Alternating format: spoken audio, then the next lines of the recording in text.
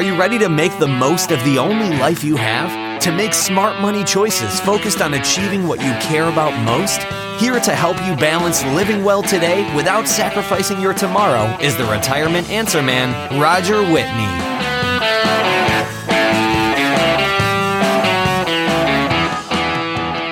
I received this email recently from a loyal Retirement Answer Man listener. Hey, Roger, I love your show, and I've heard all 194 podcasts, and I can't wait to read your book. But this lady and her husband that you've chosen for Retirement Plan Live are not a good choice unless your intent is to try to make us be more frugal. Don't get me wrong, she's super nice, but come on, that $2,000 a month budget on your show? That can't be right. She says $400 a month on food. How about $600 a week? And what about cars? Payment and insurance and maintenance at $800 a month? The number for vacations? It's a joke. What about repairs on the house or reserves for the house? So I love Wednesday due to your podcast, but $2,000 a month budget for a couple is not real. I mean, what's the issue? Social Security is more than what they need. So I received many more emails saying basically the same thing. And my response to them, as it is to this gentleman, is, your emails really make me smile. I let him know he's not the first one to mention it, and it's hard for me, Roger, to believe as well. And I push her a little bit, actually, on this episode on that number. As far as intent, my intent is definitely not to make anybody be frugal. In fact, I think I typically try to get you to dream bigger. So I have no intent from a lesson standpoint other than to let her story unfold and see where it leads. Prior to my chats with her for Retirement Plan Live, we didn't talk about her spending. I heard it literally when I was talking to her as well. I will say, though, one thing I like about this is even if the number is a little bit higher, there are some lessons to be learned in how they're choosing to live and what many of us think are needs that really are wants. Now, people like, quote unquote, us would be unwilling to make the choices that they've made, downsizing drastically, driving very, very modest cars, eating out once a week, really at a local diner. Now, that's not a judgment that what they're doing is wrong or right. I mean, I don't have the desire to make the kind of downsizing choices they've made, but they had the desire. Now, one big issue I do see with such a small number relative to probably how you and I envision living retirement is, do they really know they're spending? You better know you're spending. And I find in my practice that when we're coming out of our 50s and we're making the most money that we're ever making, most likely, and our kids are out of the house for the most part, that spending can really creep up. So we definitely need to pin those numbers down. And in her and Bruce's case, what happens to the plan if there are some big unexpected expenses is probably one of the bigger risks that we'll have to stress test for on the webinar. But I love your comments. I feel you. So today what we're going to do on the show is we're going to talk to Lori about retirement risks. And like I just mentioned, you'll hear us dive in a little bit more on that spending, but we can't do anything until what? That all important disclaimer.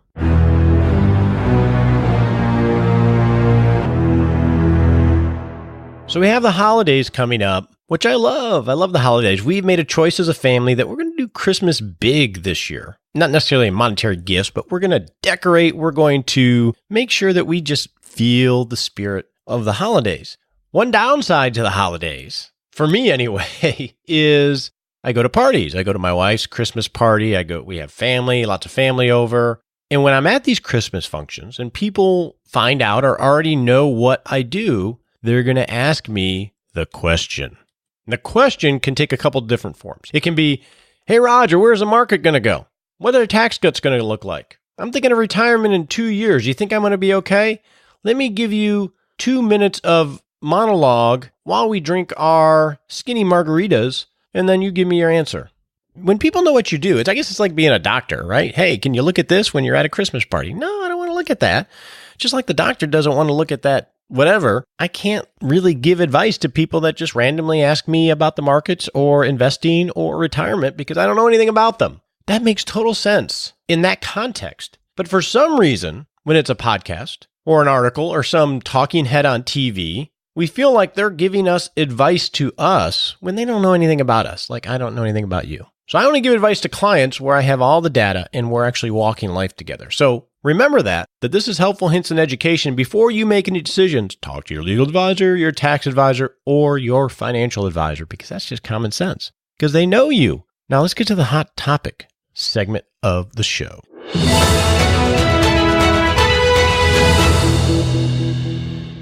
Well, in the news today, let's dive in a little bit more into what does an average retiree's budget actually look like? Since we're getting all these questions about Lori and Bruce's $24,000 a year spending budget, now that excludes healthcare, because we're going to add healthcare on top of that if you've been paying attention. But let's, since we see that and we're like, wow, that seems crazy low, let's explore what an average retirement budget looks like. And so I found an article on Motley Fool, and I'll put a link to it in 6 Shot Saturday, that dives into that.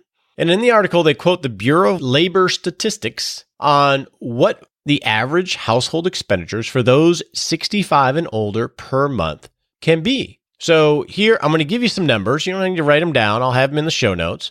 Housing on average is, I'm going to do some rounding too, by the way, is $1,300 a month. Transportation is about $575 a month. Healthcare is $480 a month. Food, about $459 a month.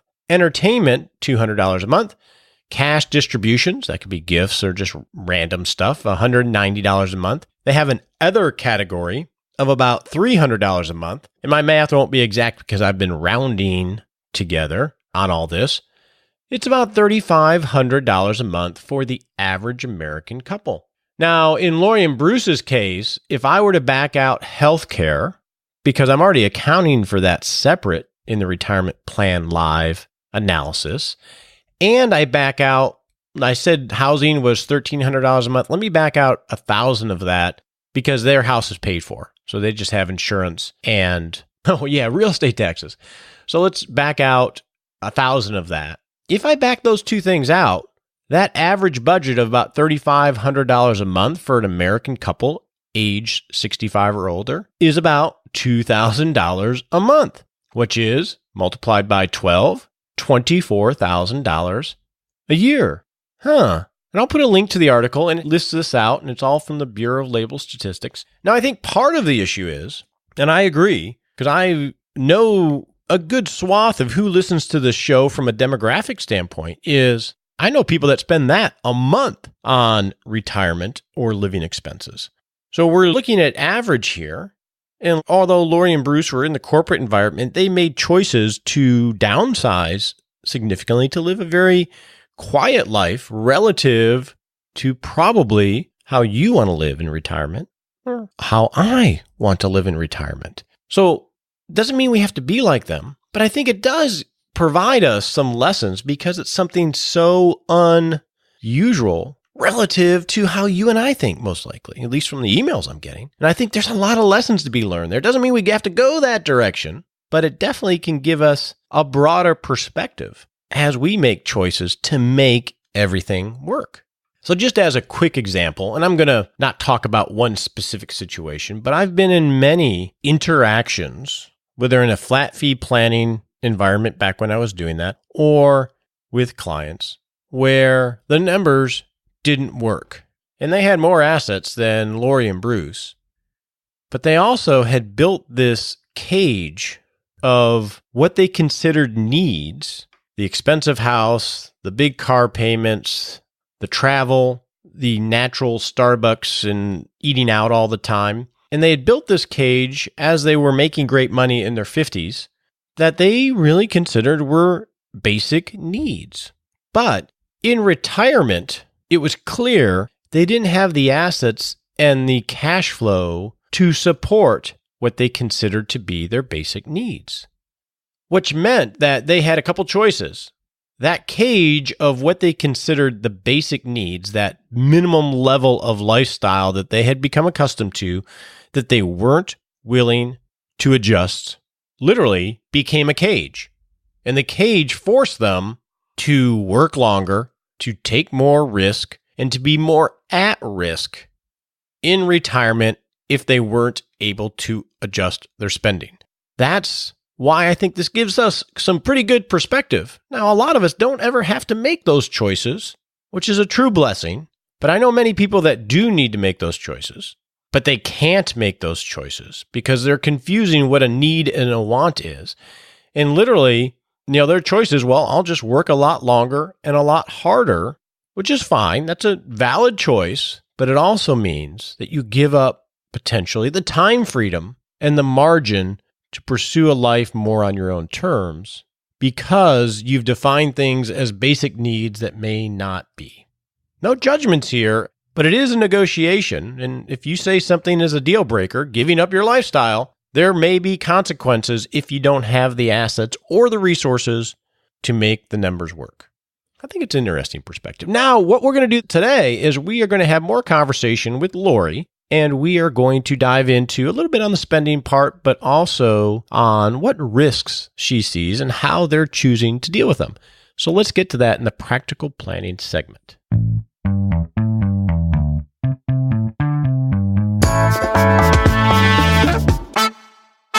Hey, welcome to the practical planning segment.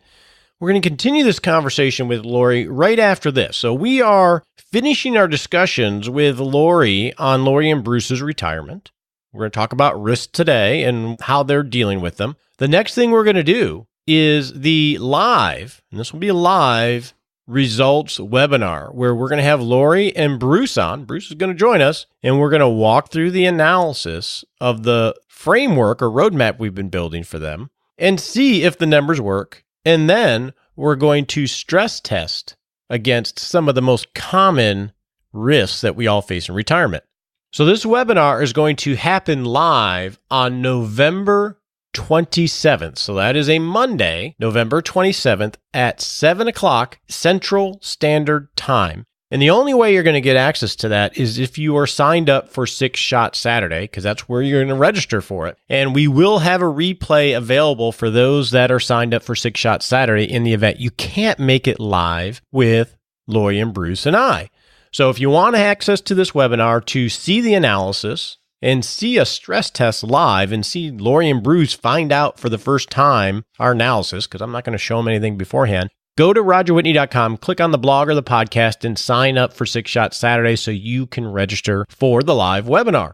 Now, between now and then, I would love to get your questions, your observations, your criticisms, whatever you got. Email them to me, because we'll also have a show where all I'm going to do is address those, sort of like we did a little bit today, and answer the questions and talk about their situation so we can think about this creatively so we can all work to create a great retirement. So go ahead and do that. Go ahead and register for the webinar on Monday, the 27th of November. And now let's have that conversation about risk with Lori. Okay, Lori, welcome back. Thank you.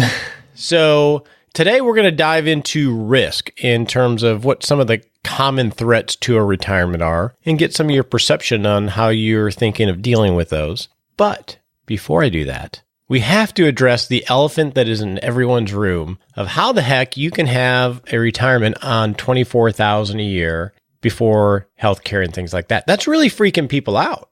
Well, I can imagine why. So let me just read you a couple comments and let's just chat about it real quick. So one gentleman writes, on the surface, it seems implausible. How do you account for repairs, gifts, church, cell phones, TVs, computers, etc., etc., etc.? So how do you account for those things? Well, I don't know. I mean, I'm looking at my monthly costs right here. And, we have a healthy savings account. I think I mentioned last time that I got a pretty good package when I got laid off from my company, and we got an inheritance when my folks passed away. We have a lot of money in savings, and if we need to, we can dip into that. And I guess one of the other comments I have gotten was, is that a real number, or are they not tracking their spending well enough? So do you track your spending? Are you one of those Quicken spreadsheet people that know exactly what you're spending every month? Yes, we actually put everything that we can on our credit card, and then that goes into, I used to use Quicken, but I got tired of it. So now I use Mint, and I can track on that. but everything goes on the credit card. So I look at our credit card statement, and that's pretty much our expenses for the month, except for our church donations and any little other things. But that's pretty much it. And that's including, so that 24,000 is going to include church donations. Yeah, it does. Okay. What about real estate taxes? Yes, it includes that too. Okay. So I know in my household, we always have these one-off things that pop up, but it seems like they're one-off things, but it seems like every month we have some different one-off thing that pops up, right? And whether it's, repairing the fence or repairing the car or something like that. How are you planning for that? I assume that's not in that 24,000 a year. How do you deal with life happening? Well, that's kind of, like I said, we can dip into our savings when we need to. And so we do if there's something. But when we sold our house, we got a lot of money from that sale because our house appreciated in the time we had it. So we have used that for when we moved over here to fix things up. So, we've had that money as well to kind of fall back on. Okay. Well, which implies that you are tapping savings. I guess, so that's the next question. How often have you seen that you tap that savings account for stuff, extra stuff? Well, not too often, actually. I try to keep my business account pretty hefty. I've got about $6,000 that I keep in there. And so if I need extra, then I can take it from there. And then some months I have more extra things that I do. And so that kind of builds it back up again. But it just seems to all work out. Okay. So, and you've been tracking this for a decent amount of time. Because I know some people, they guesstimate, and then when they really dial in their spending, it's a lot different than they thought. But it sounds like you are tracking it in Mint, you said, right? Yeah, we do track it. Okay. So let me just ask some random questions. Let me think about this. Do you have cell phones? Yes. How much does your cell phone bill? Do you know, roughly? It's about, for both of us, $70 a month. Okay. What about cable? We don't have cable. Internet? We have internet. It's about $70 a month for that. Okay. And then, so typically, what do you guys eat in the house? You cook mostly? We cook. We only go out on Sundays. And then we spend, if we spend $25, then that's about, we don't spend a lot. We don't go out for big meals or, we just did take a little vacation and we spent some money there, but we had that planned. So in our groceries, we try to buy organic quite a bit. I try to. No, organic's more expensive though. Well, but we have a Sprouts here that is very reasonable. And then I'm a big sale shopper. Going to the grocery store on Saturday mornings, I might go to 3 different stores and get things at different stores. So. Okay. And when I heard it, I remember when you said it in that first conversation, I was like, really? And, we were talking, so I figured I'd come and revisit it. But then I got to thinking afterwards, and I'm not even challenging you on this. I'm just thinking out loud. But I got to thinking afterwards, most of us have these creature comforts in life that are quote unquote needs. Mm-hmm. And it sounds like a lot of those things that I would say is a creature comfort that I could not do without, you're like, it's not important to you at all. So it's a lot of it's a matter of choices, the way I've viewed it. Right. Like there's one thing that is a creature comfort for me is my coffee. And so I don't buy Folgers coffee. I go to, we have a natural grocery store here and everything there is organic. And they have a $2, clearance bin. And I go in there and look at that. But every week they have something on sale. And I'll go there and get their organic coffee for, get 16 ounces for $12, which is really good. Yeah. And it's good coffee. So there's some things that we have, and Bruce likes his nutraceutical products. And so we make room for that. And Bruce has all these things that are words that I don't even know what they mean. He has the whole hydroponic-y whatever. And now you just use like nutraceutical. What did you call it? Hydroponics. What was the other one though? The new one you just aquaponics. And then I just said nutraceuticals, which are, healthy. It's food in a capsule form. Okay. You're going to have to remember that it can only handle like up to maybe 2 or 3 syllables in any particular word.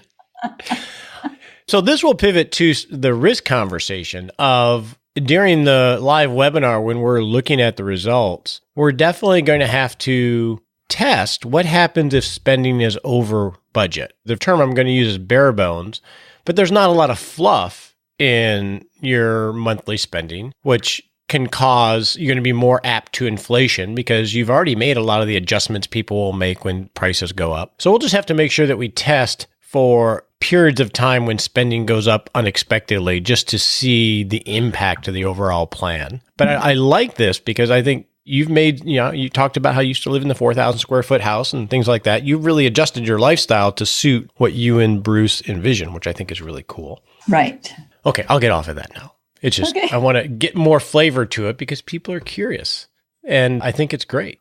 Now, let's talk about some of the risks. In our last conversation, you have a decent amount in cash that you sort of need to decide how much you should have, where it's not too hot or too cold. But put the cash to the side.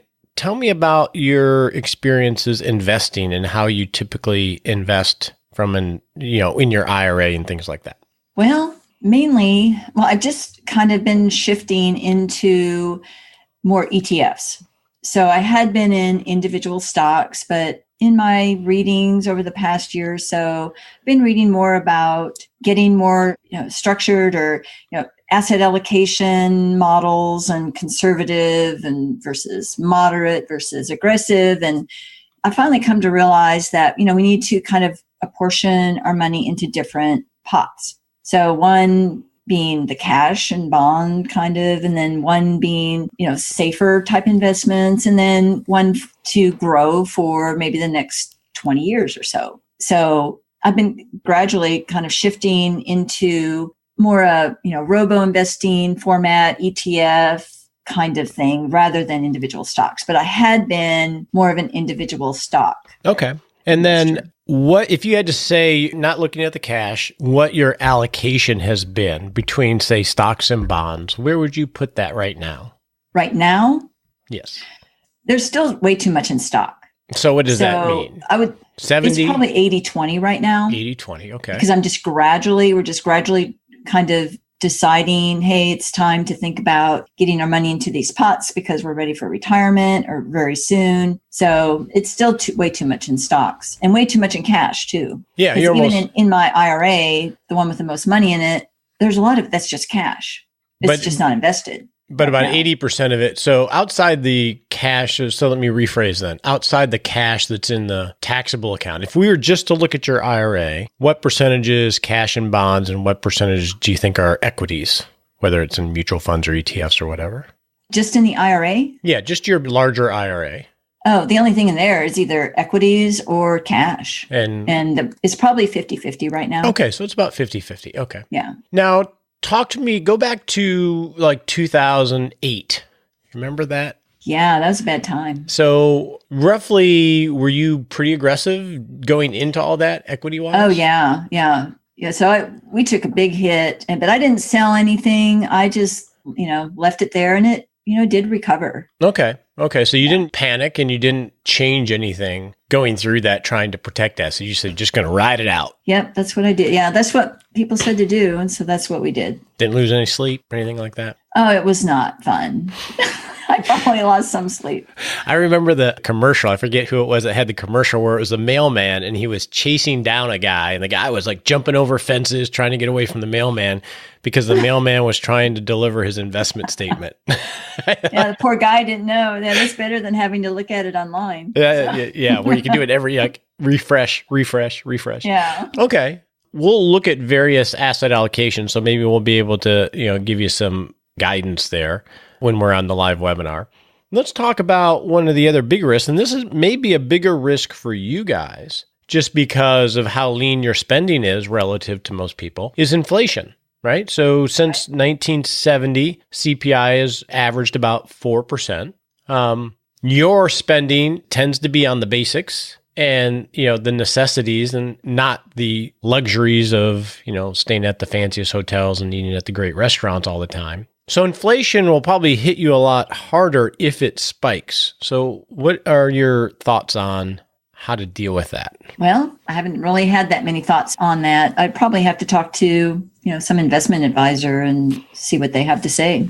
So, okay. I realize it's there, right? In the past few years, inflation has not been that much per year. So it's, but prices gradually creep up. Yeah, they do. And so like as an example, and let me pull this up right here. So that 24,000 that we're talking about today, if we go out, because we're talking about the two of you living into your early 90s, right? Mm-hmm. If we go out to say 2047, that 24,000 a year after tax money is really like 78,000 if you adjust for inflation. Now we're just using a constant 4%. And hopefully, Social Security, and you mentioned that last time, has some inflation adjustment to it. And then investment portfolio, depending on your investment, can be a good hedge against that. But so we'll have to target what happens if inflation spikes to the plan. Well, again, we'll do that on the webinar just so we can get some more depth to how that might hit you. Another issue is, maybe more so for you guys than most as well, is premature death. Other than the fact that someone dies, from a financial standpoint, it can have an impact, right? Because you're going to lose some Social Security. Right. And you're going to lose, if it's during the time of pre-retirement work, whether it's you or Bruce. So do you currently have life insurance or something to protect against that from a financial standpoint? Yeah, we both have about $300,000 policies. Okay. And are those just term policies? They're term. Okay. So when do the payments change? It's around the corner for Bruce. I think it's in 2019. And for me, I think it's a few years later, a few years after that. Okay. So you get a little bit. So that's going to be a decision point to get an idea. Because in retirement, a lot of times the question becomes, do I need insurance anymore? Right? Right. Because usually we buy insurance when we get mortgages and we have kids and, there's going to be a huge impact. So the question a lot of times becomes, and you're a perfect example of this, we buy term policies and then the year when that fixed payment is ending and now it readjusts to your current age and your current health, it can be a shocker. Mm-hmm. Yeah, I've looked at it. Yeah, we won't be continuing that policy. Yeah. Those policies. Yeah. So we'll have to see. Again, this is why you have to stress test against all these types of things just to see the impact. And hopefully this will be helpful for you when we do that on the live webinar of, okay, if there's no insurance and Lori happens to die early, this is how Bruce will do, based on the analysis. And we'll look at that because that's something that will be important. Now, another one that's going to be important for you guys and everybody is healthcare risk, right? Mm-hmm. What happens with, let's just go to the biggie right up top of what happens if someone has to go into a long-term care facility. Have you guys given much thought to that type of risk and what you do about it? Not a lot of serious thought. No, we talk about putting each other away, but not really. We haven't. Did you say putting each other down or putting each other away? Putting each other away. Okay. In a home, who's going to go to the home first, right. That kind of thing. But no, we really haven't. I mean, I know there's that long-term health insurance out there and I've read a little bit about it, but we really haven't discussed it. Okay. Is that just because it feels so far away or it's so confusing? Why haven't you discussed it? It does feel far away in a way. I don't think that's something Bruce would want to do or to invest in. I don't know. We just really haven't. We've talked about it in relation to his folks because they are both now in a long-term care, but we haven't really talked about it for ourselves. Now, do you have any idea, and just a round number, of what they pay to be in their long-term care facility? Yeah, it's $12,000 a month. Okay. How long have they been in a facility like that? For a year now. Any idea of how long they might be in a facility like that? We really don't know. They're both declining. We don't know. Okay. Is it an Maybe Alzheimer's? Another year or two. Okay. So it's not an Alzheimer's issue. It's really just being able to function. His dad kind of he's been going into more dementia, and his mom is, I don't know. Some days she sounds really sharp, and then some days she forgets a lot of stuff. Okay. So there are different levels, but they're both in their late 80s. So you wouldn't think they would, hang on all that long. We don't know. Yeah, my grandmother was in a facility. It was more of assisted living than long-term care for about 8 to 10 years. She died when she was 96. I'm trying to remember now. And the question there, the big risk there from a planning perspective is, where do you get the money to pay for it? Mm-hmm. Right? That's the hard part with insurance is it's super expensive unless you need it. Right. Yeah, exactly. Yeah. And if we only knew. And so I'm just thinking out loud, but by not doing an evaluation on it, it's sort of defaulting to a decision of not to do it, which may be the right decision, but without really knowing whether it is or not. And everybody has a different view on that. So it sounds like yours right now is we know it's out there, but we don't really, just not going to deal with it. Is that an accurate statement? Yeah, that sounds pretty good. Yeah. Okay. Well, we'll test against that. Any other risks that you think about when you look forward? Oh, just some kind of accident or something, a big health issue or that we don't think is going to happen. That's about it. Okay. Yeah, especially while you're working too. But here's a question for you. What's plan B if we hit a perfect storm and you run out of money and all you have is Social Security in your house? How is that going to work? Guess it'd be pretty bad. So you're saying we'd lose all of our investment money? Well, right now, Social Security would cover what you're spending, right? Other than some of the wants and wishes. So in your case, you're already pretty lean, so you could live off of Social Security maybe with supplemental. So you're probably a lot better off in that situation than most. I'm just curious if you worry about that. Not too much. I mean, we could downsize again. We don't have to live in this big of a house. But then I don't know how much that would really buy us because our expenses are really low just living right here. So I don't know. Okay. So worrying about a big health issue makes sense. Anything else that you worry about? Or worry sounds like you're losing any sleep over it, but just things that you're concerned about when you look forward. No, maybe I should worry more. No, I'm not saying that, but no, it's always a hard discussion, right? No, I'm not saying that. I'm just curious, just trying to get insight into who you are. Now, tell me about, I'm going to pivot a little bit here from the financial risks, tell me about your network of friends. Do you have a lot of friends, you and Bruce? Well, we have a lot of friends here. We've lived here a long time, but it seems like we haven't done a whole lot with them.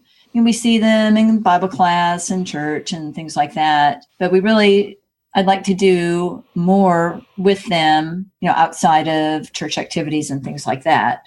I think it'd be better if we would, take more initiative on that part to do more things with our friends. Yeah, I'm 50, and I think about that a lot because I have friends. I have a lot of friends, sort of like you, because we saw each other at FinCon. Right. Briefly, because I was running all around like a crazy man. And I think I had a lot of friends there, but we don't, almost all of my friends don't live in the same state as I live in. So it's not like going to play a board game friends. Right. And you probably have a lot more friends or social connections than you think of just through your virtual work and going to things like FinCon and stuff like that. Right. Yeah. Yep. With mine, more WordCamp, WordPress, WordCamps, thing like that. I know a lot of people through there, and a lot of them are virtual. But, most of my lifelong friends, we've lived here most of our lives. So really our lifelong friends that we know are here. And I think it'd be good to invest more in those relationships than we have in the past. Okay. So we are coming up on the live webinar. Are you excited about that? Yeah, I'd like to see what you're coming up with. Okay. Well, we'll come up with something and we'll test against all of these risks that we talked about just to stress test it to see, okay, how does it impact it? That way, maybe you'll have a little bit more color as to whether it's okay to punt on it or to, wow, maybe I should address that one a little bit more than I have.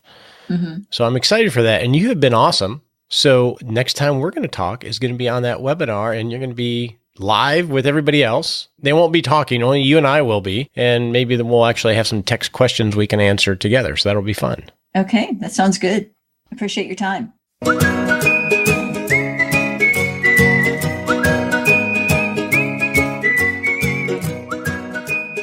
Hey, welcome to the Happy Lab, where we noodle on how to live a happier life. A friend of mine told me once that it is impossible to be depressed and upset about your life if you are grateful for things. Those two, being grateful and being upset about your life, are impossible to hold at the same time in your mind. I've never tried it, but I'm guessing it's true.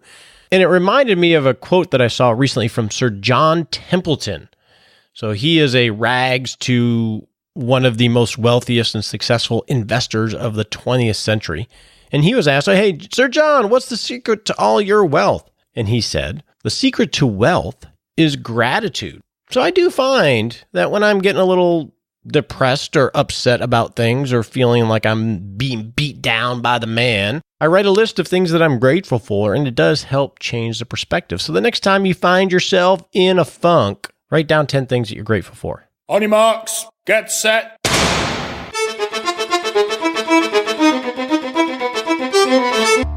Hey, welcome to the Smart Sprint segment, where we take a quick action step to creating a better retirement.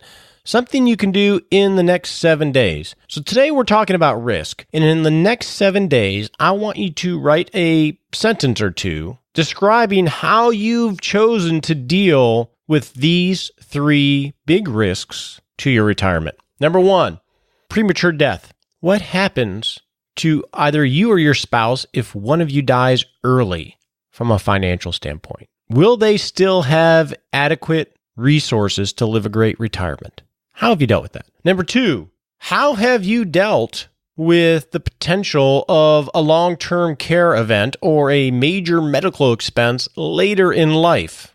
We heard Lori talk about it. They've chosen not to, and to some degree. How have you chosen to deal with that? Are you choosing not to by not thinking about it? And third, how have you chosen to deal with market risk and the impact it could have if you lose a lot of money in the markets early in retirement? Just write a sentence or two on each one of those, and the answer could be, I've chosen not to think about it. But it may give you some clarity to start working towards protecting yourself against those 3 major risks to retirement.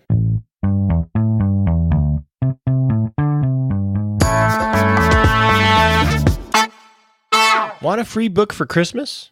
Now, you may be aware, if you're a regular listener to the show, that my book, Rock Retirement, a simple guide to help you take control and be more optimistic about your future, is out. Well, it's out on Kindle. So the Kindle version is available now. You can Google it by going to Amazon and typing in Rock Retirement.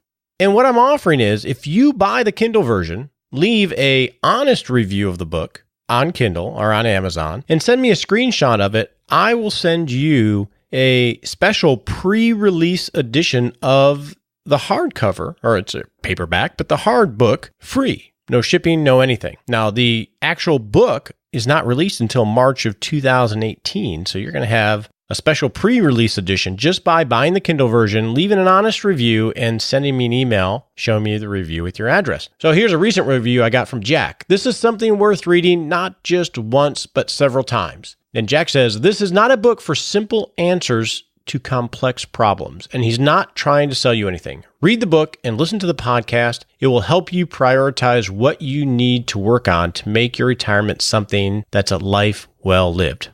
Thanks, Jack. I'm glad you enjoyed the book. I also have gotten some feedback from DJ and others that, I may repeat a few concepts more than they had preferred. And then on some of the formatting for special parts of the text, it's a little off, and I'm working with my publisher on that. So I appreciate you guys pointing that out. So if you'd like a free pre-release signed edition, go to Kindle, buy the book, send me a copy of your Kindle review, your honest review, and I'll send you a free book. We appreciate you joining us today for this episode of Retirement Answer Man. Be sure to visit rogerwhitney.com/answers to access the Retirement Answer Library with over 30 checklists to help you make the most of the only life you have. Remember, you have more power than you realize to create an amazing life starting today with Retirement Answer Man. The opinions voiced in this material are for general information only and are not intended to provide specific advice or recommendations for any individual. All performance referenced is historical and no guarantee of future results. All indices are unmanaged and may not be invested into directly. Have a wonderful day.